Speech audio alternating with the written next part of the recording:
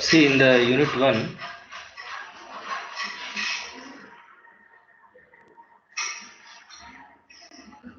see, these topics are over, right?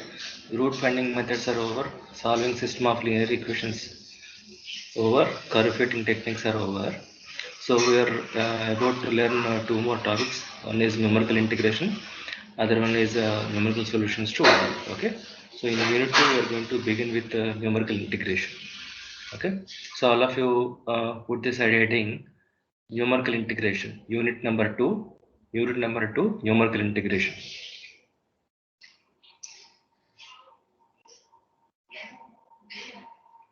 Okay, so whatever I am going to teach now, just listen, try to understand. I will share the notes. Okay, later you can copy from it there. Okay, at present you just listen. So this is the integral, definite integral a to b f of x dx, right? And you know, geometrically this represents the area bounded by the curve and the x-axis, and this area is positive when f of x is positive. That means when the graph of the function is above the x-axis, that gives the exact area between the curve and the x-axis. But if the graph is below the x-axis, then what will be that area gives? Suppose if this is the graph y equal to f of x, okay, y equal to f of x. Then if you are integrating from a to b f of x dx, then will that be positive or negative?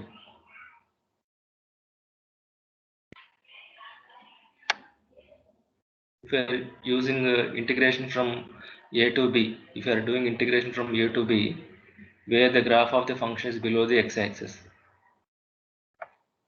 will you get a negative value or positive value? Please tell me. The area bounded by the curve, if the area bounded by the curve and the x-axis is a, then this total integration will give minus a. This will give, in this case, f of x dx would be minus a, where a is the area of the region, where a is the area of the shaded region. Okay, so integration does not give the area exactly, it gives the algebraic sum of the areas above and below the x-axis bounded by y equal to f of x. Okay, so it is the algebraic sum. Okay, it is not exactly the area. That is the reason why when you are integrating from 0 to pi sin x dx, you are getting 0. Why? Because there is an equal amount of area from 0 to pi by 2 and pi by 2 to pi, but 0 to pi by 2 area is above the x-axis, pi by 2 to pi is below the x-axis, and these two areas are equal and opposite. Therefore, when this area is a, this area will be minus a. When you are doing the integration, a minus a 0, that doesn't mean that there is no area. The areas above and below the x-axis are equally spaced, equally distributed. Okay, so if you are getting for a general function, a to b f of x dx greater than 0, that means to say that there is more area above the x-axis when compared to below the x-axis. Similarly, if it is less than 0, that means to say that there is more area below the x-axis than above the x-axis. Okay, this will give the exact area only when f of x is positive throughout the interval of integration a to b. Only when f of x is taking positive value for each and every value in between x a to b, then only that integration gives the area bounded with the curve and the x-axis. Okay, this all you know. Okay, so now what is the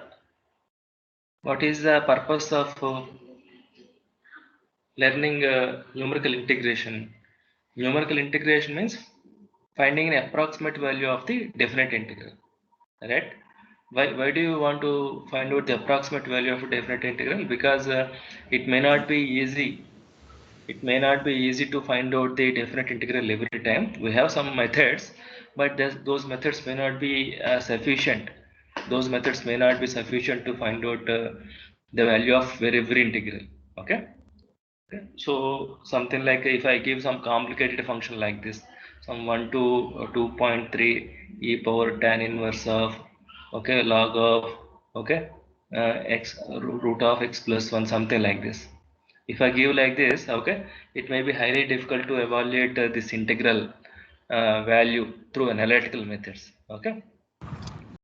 So there are situations like this. Okay. And one more situation is you may not be knowing the explicit nature of the function. Okay. So if you may not be knowing the explicit nature of the function, only some data points are there like this, and you may want to estimate the integral of the unknown function from a to b. Okay, so the curve can be like this, okay, or the curve can be like this. We don't know what is that curve exactly, but at least we want to have some estimation, okay, of the unknown function integration from a to b. Okay, so these are the two situations where we are going to employ numerical integration techniques. Okay, when you have only data points, okay, without knowing the actual function, even if the function is known, it may be difficult to find out the integral value. Shall I proceed? Okay, do you understand the purpose of going for numerical integration? Yes or no?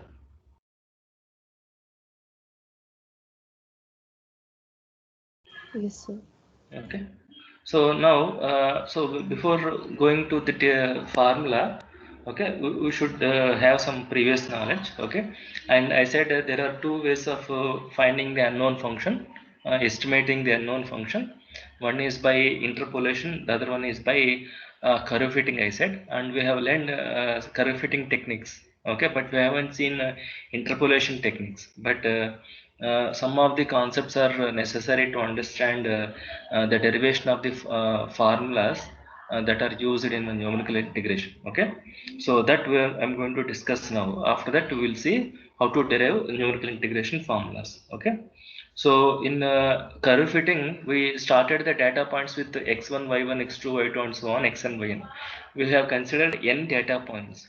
But whereas in interpolation, we'll start with the data point from x0, y0, x1, y1, and so on. That is a conventional notation. Okay, and up to xn, yn. That means how many data points will be there? x0, y0, x1, y1, and so on. Xn, yn means how many data points are there?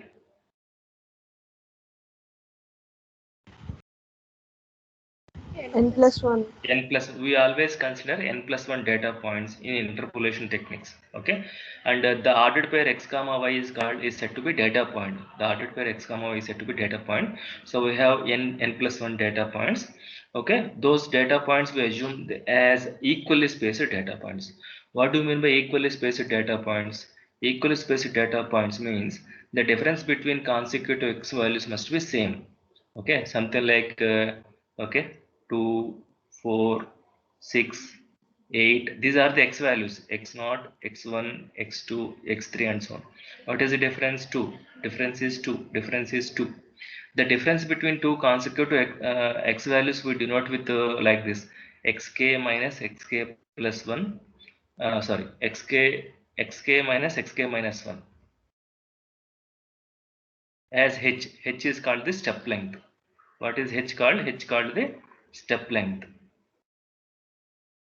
Okay, this step length must be constant. Okay, the step length must be constant. If the step length is not constant, we say they are unequally spaced data points. Okay, so something like if I write okay, something like if I write uh, uh, 1 2, okay, some 4 minus 6, okay, 7 11, are they equally spaced or not?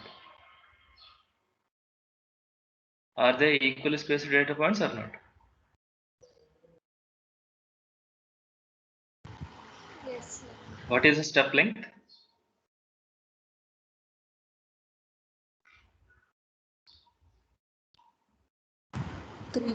3. And if I add one more point like this, suppose if I say 9 minus 3. Now are they equally spaced or not? Are these 4 data points equally spaced? No. No, because there is a pair where the consecutive difference is different from the remaining differences. 1 plus 3 4, 4 plus 3 7, but 7 plus 3 10, but here you are getting 9. So even the difference is different with one pair, we say they are unequally spaced data points. So we are going to consider only equally spaced data points where the step length is constant. Okay, so we are considering such an assumption. Okay, now I said there are some operators called forward difference, backward difference, central difference, right? So here we are going to use the forward difference concept. Okay, so what do you mean by forward difference? Okay, so let us say, okay, this can be operated on any value. Okay, so if I am operating on yk, see y0, y1, y2, and so on, yn. So yk is a point. It can be k run from 0 to n. It can be from 0 to n minus 1 in this case. Okay. So what is delta yk? Delta yk is yk plus 1 minus yk. That means what? Next value minus present value. Next value minus present value is said to be the forward difference. That is called first order forward difference. Okay. For example, if I write delta y0 is what? y1 minus y0. Delta y1 means next value minus present value. That means y2 minus y1. Delta yn minus 1 is yn minus yn minus 1. Next value minus present value. Okay. Now if I take okay, differences of these two differences, that is called second order difference. Okay, so how do I define delta square yk? Delta square yk is like this. Okay, delta yk plus 1 minus delta yk. That is next value forward difference minus first present forward difference. Okay, so delta square is nothing but composition of two mappings. F square is f of f, like that. So delta yk is y according to the definition yk plus 1 minus yk, and you apply delta on each term. Okay, the meaning of operator means f of a plus b equal to f of a plus f of b, f of k into a equal to k into f of a. That is the property of an operator. So delta can be operated on this. So when you apply delta on each of the thing, delta yk plus 1 is delta yk. Now write down the definition for each forward difference. Delta yk plus 1 means next value minus present value. Next value of yk plus 1 is yk plus 2 minus yk plus 1. Okay, next delta yk is yk plus 1 minus yk. So when you simplify, you will get a yk plus 2 minus 2 yk plus 1 plus yk. Similarly, you can find out third order differences, fourth order differences, and so on. Okay, so all these things you can prepare in the form of a table, which is called as a forward difference table. You have data points like this. X values are written here, y values are written here. Okay, and these are the first order differences. Okay, y1 minus y0, y1 minus y0. See here, y1 minus y0 is nothing but delta y0. That will be writing in the middle of the two values here. And y2 minus y1, y2 minus y1 is by the definition delta y1. Again, that is written in the middle of these two values. And so on, yn minus 1 is nothing but delta yn minus 1. So these are all first order differences. Again, if I take the difference of these first order differences, you will get the second order differences. If I write a delta y1 minus delta y0, that is nothing but delta square y0. If I take delta y2 minus delta y1, that is delta square y1, and so on. Okay, so these are all the second order differences. Similarly, if I take differences of these two, that is delta cube y0 and so on. So like that, you can reach to nth order difference. You will get in a triangular form like this. You will get in a triangular form like this. Okay, the table that you are formed so is called forward difference table, and this is done only for the equally spaced data points. That means the difference between x0 and x1, x1 and x2, and these all must be same. Is it clear so far? Shall I proceed? Okay. Yes. Right. Now I said there is interpolation formula. There is an interpolation formula to find out uh, to estimate the function which is passing through each and every data point. I said in interpolation the function has to pass to each and every data point, if you remember. Whereas in curve fitting the function need not pass to the data points. It is as much as close to the given data point. That's why we're applying the method of least squares to reduce the to minimize the error. Okay, but in interpolation the function has to satisfy each and every point. So the formula, okay, the formula, one of the formula is called Lagrange's forward interpolation formula. As the name is suggesting, the formula will contain forward differences operators like this. Okay, so if you have a n plus 1 data points like this, x0, y0, x1, y1 and so on, xn, yn, which are equally spaced data points. Equally spaced means the difference is same. There is a constant difference between these x points. Then we'll be finding a polynomial which will pass through each and every data points. That means we are going to find out a function such that y of xk is equal to yk for all k. Y of xk equal to yk for all k. Okay, that means it has to pass through each and every data point. The formula is given like this. Okay, y naught plus p into delta y naught plus p into p minus 1 by 2 factorial into delta square y naught plus p into p minus 1 into p minus 2 by 3 factorial into delta cube y naught plus and so on plus p into p minus 1, p minus 2 and so on, p minus of n minus 1 by n factorial into delta power n of y naught. How many terms are there in this? Can you count? First order, second order, third order up to nth order plus 1. How many terms are Yes. there? N plus 1 terms are there. So for a n plus 1 data points, there will be n plus 1 terms. Okay. Now right hand side, yeah, all containing p, but left hand side is x. What is p here? P is nothing but x minus x naught by h. X naught is constant because it is a data point value. H is also constant, which is the constant difference between the x values. So what is x is? X is a variable. Okay. So though right hand side is in terms of p, p is actually in terms of x. Therefore, when you simplify all these things, outcome is actually function of x. Can you guess what kind of function it is? It is a polynomial function. Can you identify it? X into x square, x into x cube. See, when p is multiplied 3 times, p cube. When you take p cube will contain x cube.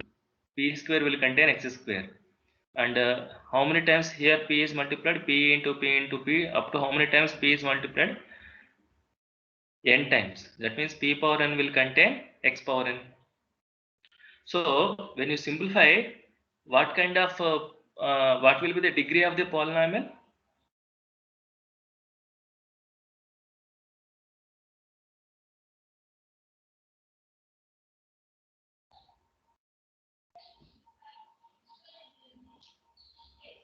What will be the degree of this polynomial function after simplification? N. Will it be exactly n or at most n?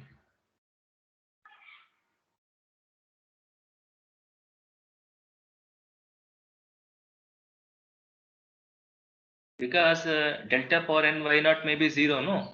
Because this is a value which is obtained through this forward difference table. Okay, so this is going to be delta power n of y naught. Okay, if the differences are 0, then this will be 0. So it is not necessary that always you are going to get a nth degree polynomial, but you will get at most nth degree polynomial. You will not get n plus 1th degree, n plus 2th degree. Okay.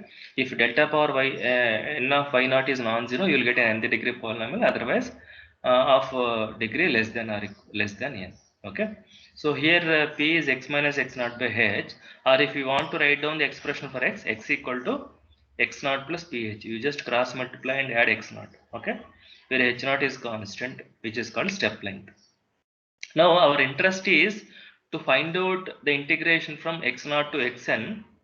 Okay, we want to find out the integral from which we are generally calling it as a to b, integral a to b integral a to b f of x dx or y dx, okay, where the explicit nature of the function, okay, is not known, where the explicit nature of the function y equal f of x is not known, but we want to have some estimate of the integral of y from x naught to xn.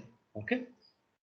Sir, Tell how me. did Lagrange get that formula? How did Lagrange get that formula? This derivation is beyond the scope of our discussion. Okay, because where we don't have the syllabus of on interpolation. Okay, so if you want to derive it again, it will take some more time. If you want, I can refer. Yes, sir. Fine, because you need to know about the these difference operators and some more concepts also, then only we'll arrive to this derivation. Okay, so my interest is not to derive Lagrange interpolation formula. Our interest is to derive a formula for the numerical integration using the Lagrange's interpolation formula. Okay, so this is this is what we want to find out. Okay, so what I am doing is, because I am having an estimate for y, okay, which is nothing but Lagrange's interpolation formula. I am substituting that formula for y here. I want to integrate from x naught to xn y dx. Okay, that y is replaced with Lagrange's interpolation formula. But this expression is in terms of p, but you have to integrate with respect to x. Therefore, you need to change the variables from x to from dx to dp.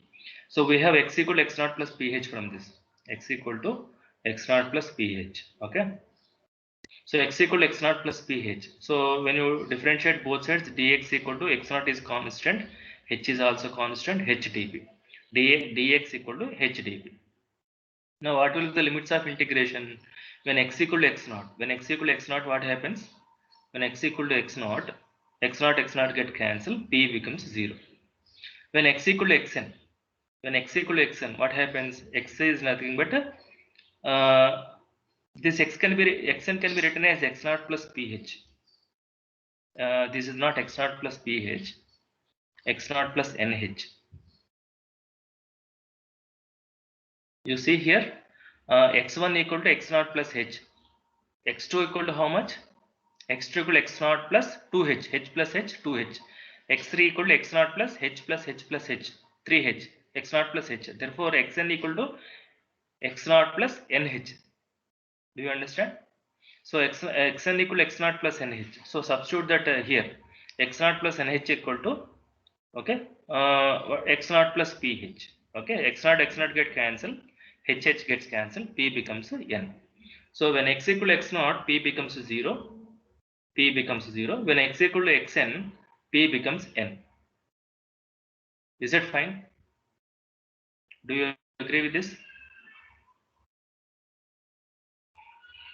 Shall I proceed?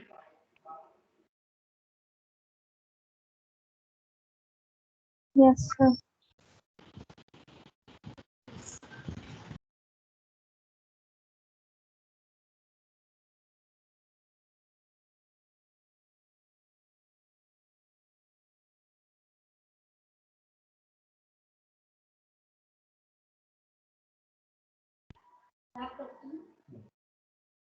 Okay, so now you change the variables from x naught to xn, y dx. So what is dx? Dx is hdp. See here, dx is hdp. That h I have written outside the integral because h is a constant. So dx is hdp.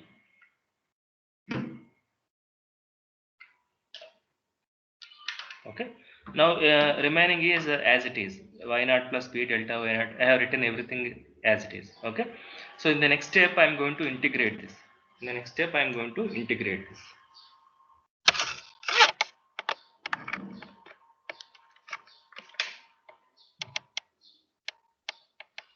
Shall I proceed?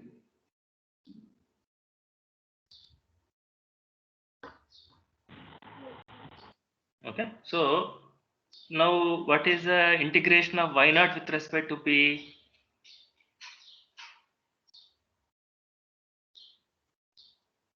y naught is a constant. So when you are integrating with respect to p, what is the thing you will get? Y naught into p. What is integration of p? P square by 2. Am I right? So I'm not simplifying this at present. Now this is the integration. This is the formula for 0 to n. Okay, I can give n equal to 1, I can give n equal to 2, I can give n equal to 3, and so on. Okay. Now initially I am using n equal to 1. Initially I am using n equal to 1. So when it is n equal to 1, what will the formula x0 to x1 y dx becomes? See here, when n is there, there are n plus 1 terms are there. So when n equal to 1, how many terms will be there? These are all n plus 1 terms, no? That is what I said. When 0 to n is there, n plus 1 terms to be taken. Okay. So when n equal to 1, how many terms? N plus 1 means 1 plus 1, 2 terms. That means y naught plus p delta y naught only. Agreed or not?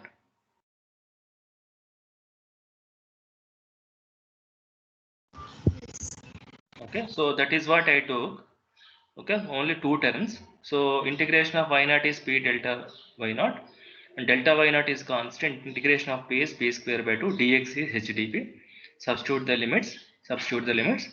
So then it is going to be y naught p in place of p it is 1, y naught plus delta y naught into 1 by 2 minus lower limit is 0, upper limit minus lower limit. So when I take LCM, so 1 by 2 will be taken out, h by 2 times 2y naught plus delta y naught. But what is delta y naught? According to the forward difference formula, delta y naught is nothing but y1 minus y naught. So 2y naught minus y naught is y naught plus y1.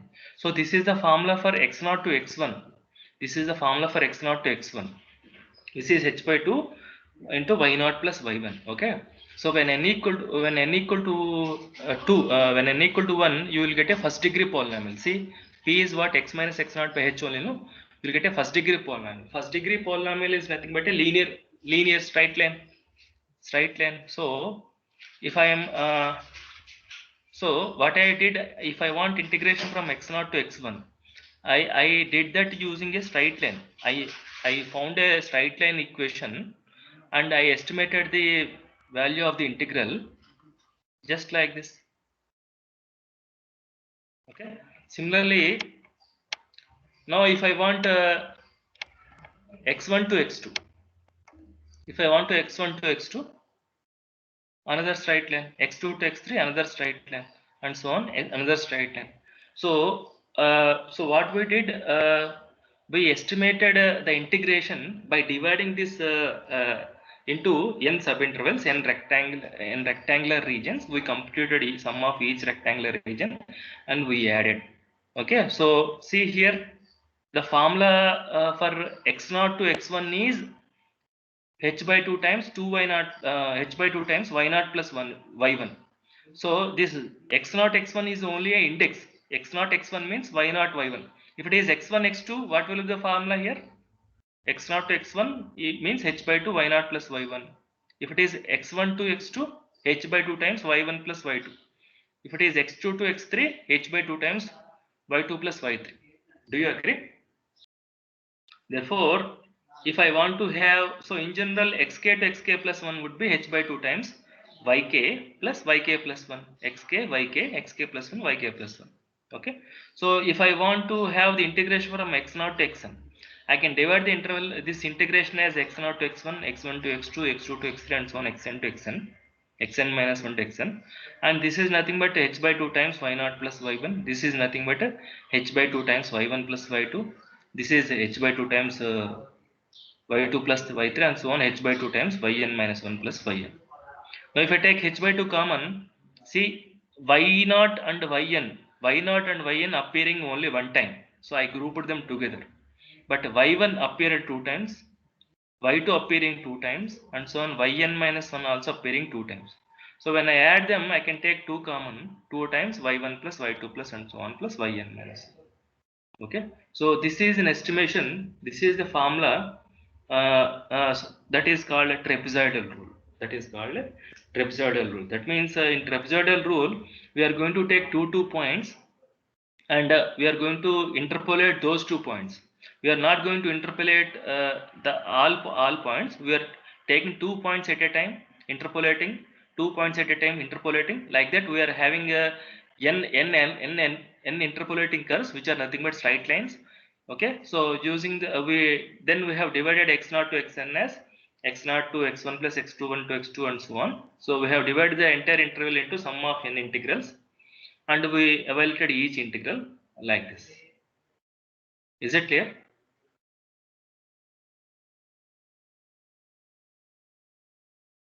So you need to remember this formula by doing to do problems. Shall I proceed?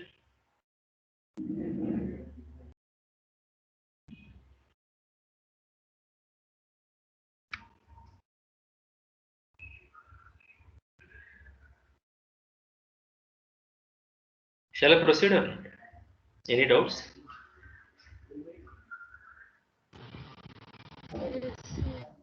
Okay.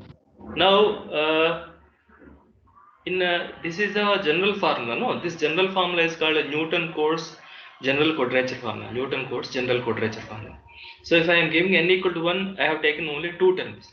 Now we'll see another case. Let us give n equal to 2.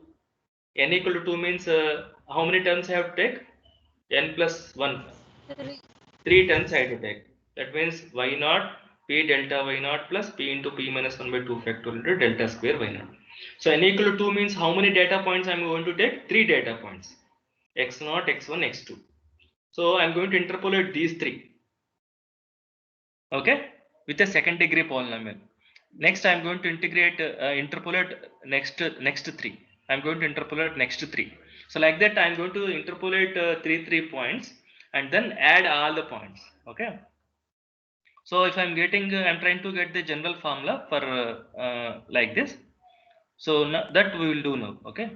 So now if I put n equal to 2, I have to take 3 terms, y naught plus p delta y naught plus p into p minus 1 by 2 factorial into delta square y naught. I did not write. This must be delta square y naught. Okay, into dx is h dt. Okay. Now this we have to integrate and simplify. Okay. So we'll do that one. Okay. So just do the calculations in the rough work and tell me. Okay, what is this integration? Okay, I will proceed to the next step. Okay. Shall I copy and paste this the next page?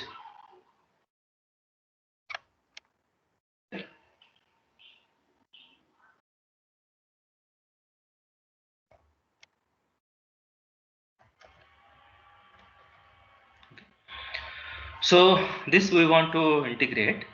So what is that integration? We shall simplify this further. H equal to 0 to 2 y naught plus, okay, delta y naught into p plus 1 by 2 into p square minus p into delta square y naught.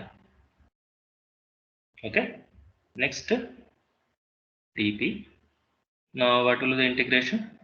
So this is h times p y naught plus p square by 2 into delta y naught plus delta square y naught by 2 into p cube by 3 minus p square by 2 with the limits from 0 to 2.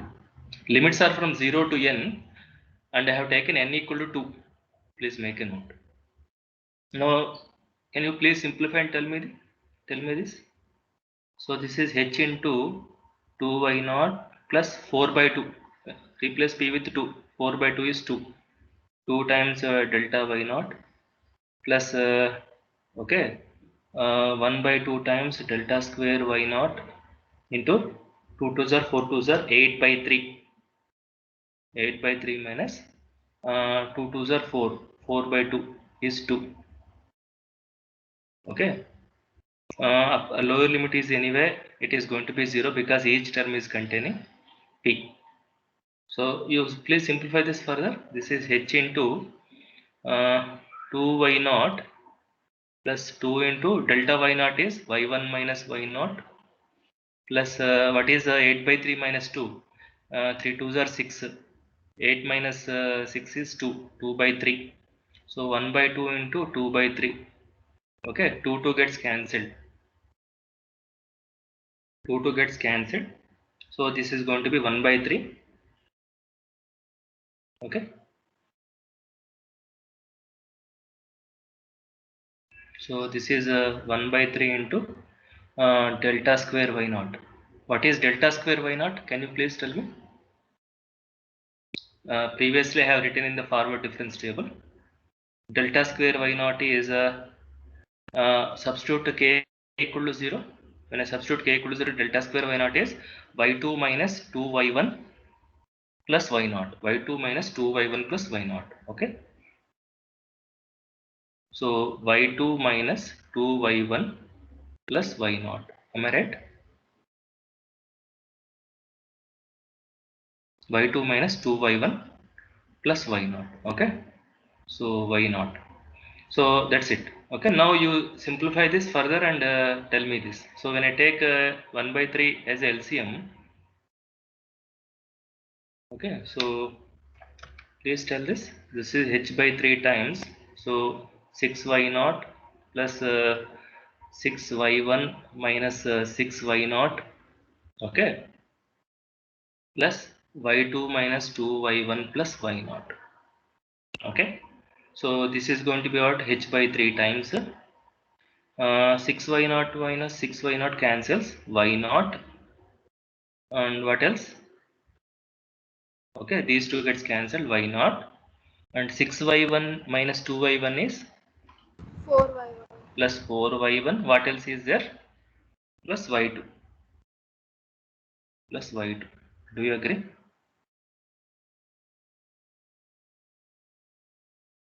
Have we covered all? Okay, so this is the integral from x0 to x2. x0 to x2 y dx. Okay, similarly, if it is x2 to x4 y dx, what would be the formula? H by 3 times y2 plus 4y3 plus y4. Am I right? So in general, integral xk minus 2 to xk. Okay, xk y dx would be h by 3 times yk minus 2 plus 4 times yk minus 1 plus yk. Okay. Now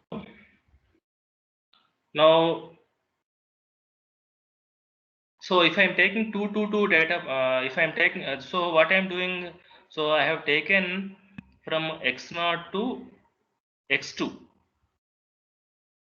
So this is one integral. Okay. Next x2 to x4, x2, x3, x4.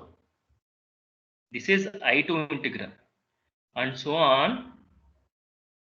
Xn minus 2, xn minus 1, xn. Okay. So this is the last integral. Is that okay? Then what would be the condition on n? If I want to write a formula for this by taking 3 points, can you tell me what could be the condition on n? Will it work for every n or only special case of n?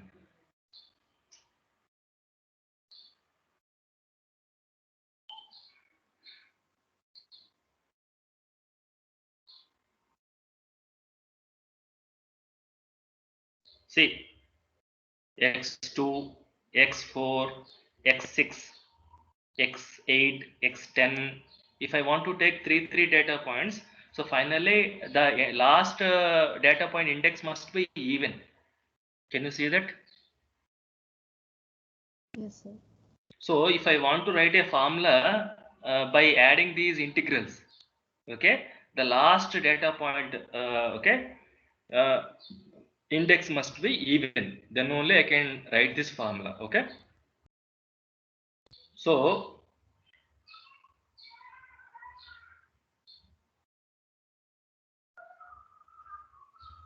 So if I assume, okay, let n be even, okay, be even, let n be even, let n be even, okay. Then x0 to xn, okay, then x0 to xn y dx can be written as sum of n by 2 integrals, I guess. Okay, n by 2 integrals. That means x0 to x2 y dx plus, okay, x2 to x4 y dx plus, and so on. I'll write one more, x4 to x6 y dx plus, and so on, plus xn minus 2 to xn y dx. Okay, in the next step, what you do, you substitute the formula for each integral using this formula by giving suitable values to k, and then simplify it. Shall I proceed to the next page? Yes, sir. Okay, so in the next page, so then integral x0 to xn, integral x0 to xn y dx, integral x0 to xn y dx will be equal to, first one is h by 3 times y0 plus 4y1 plus y2. Am I right? First integral expression. Am I right? Y0 plus 4y1 plus y2. What will be the second integral, second expression? H by 3 times y2 plus 4y3 plus y4. Okay, plus h by 3 times y4. Okay, y4 plus 4y5 plus y6 plus, and so on, plus h by 3 times yn minus 2 plus 4 times yn minus 1 plus yn. Okay, so if I take h by 3 common and simplify, what do I get? H by 3 times, which one is occurring only one time? Y0 and yn. yn. So group them. So y0 plus yn plus, and if I take 4 common, what are you getting? Y1, Y3, Y5 and so on, Yn minus 1. Odd ordinates are coming. Okay, so plus 4 times Y1 plus Y3 plus, and so on, plus Yn minus 1 plus, now you see Y2 appear 2 times, Y4 appear 2 times, Yn minus 2 will appear 2 times. So plus 2 times y2 plus y4 plus, and so on, plus yn minus 2. Okay, so the formula that is obtained just now is called Simpson's one-third formula, Simpson's one-third rule, Simpson's one-third rule. Okay, so in Simpson's one-third rule, okay, so what we did is,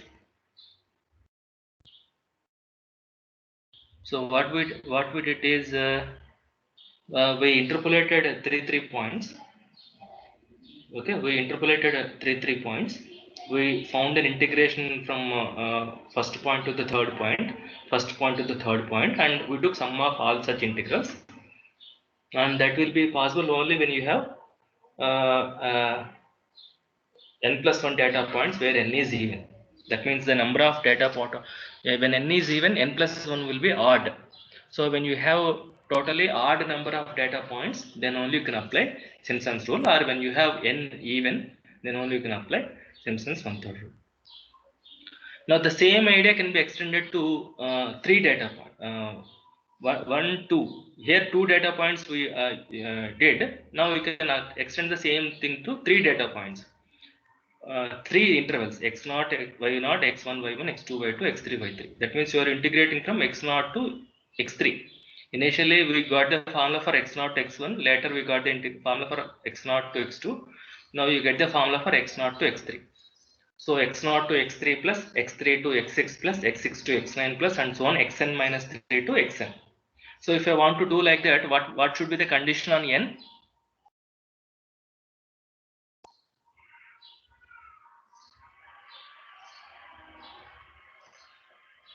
x0, x1, x2, x3, x3, x6, x9 and so on xn. That means what should be the condition on n?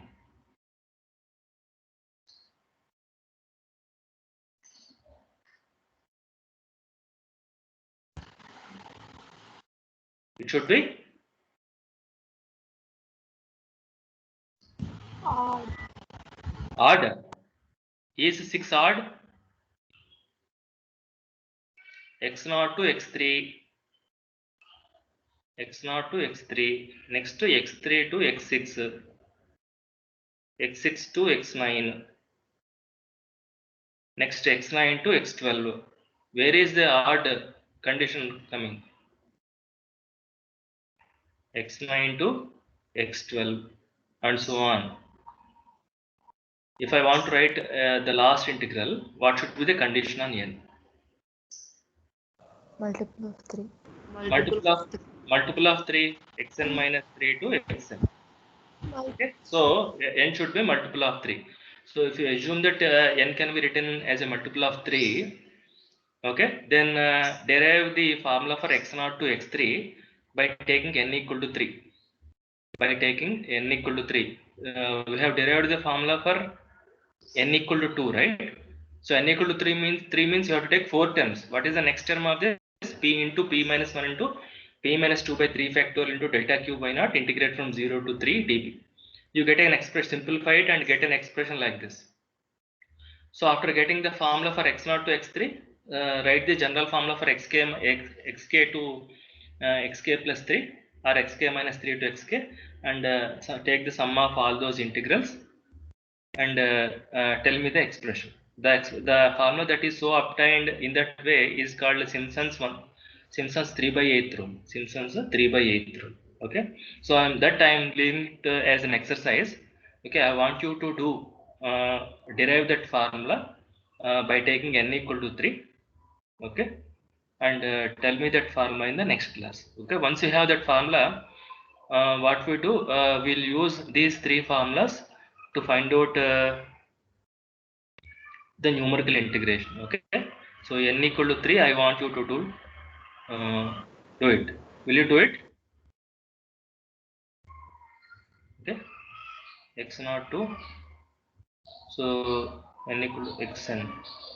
First initially derive the formula for x0 to x3 y dx, which is nothing but h times, I'm just writing only first step, x0 to 3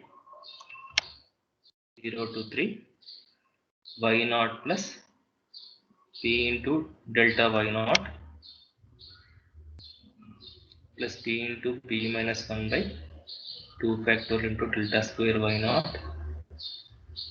plus p into p minus 1 by into p minus 2 by 3 factorial into delta cube y0 d. Can you guess the expression for delta cube y0? What is delta square y0? If you remember, y2 minus 2y1 plus y0. Can you guess delta cube y0?